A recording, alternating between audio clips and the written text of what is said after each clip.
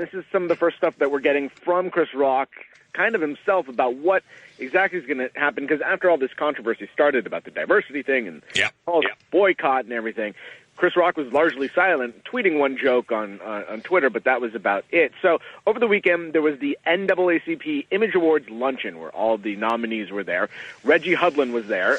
He's the producer of the Oscars, one of the producers. Yeah. I talked right after the Oscars, and he said, it was a shame, the diversity thing, and, he's not happy about it.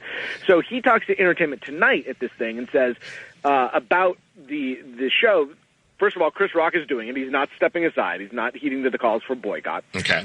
He says Chris Rock is hard at work. He and his writing staff locked themselves in a room. As things last week got a little provocative and exciting, Chris Rock said, I'm throwing out the show I wrote and writing a new show. So that got a lot of attention over the weekend.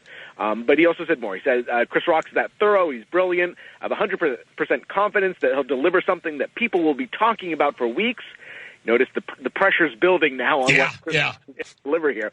And then he also said that Chris Rock won't be steering away from the issue of a whitewash group of nominees, diving right into the fire. You should expect Oscars so white jokes.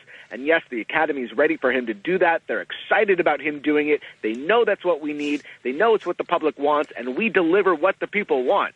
Again, lots of pressure on Chris Rock now to perform here.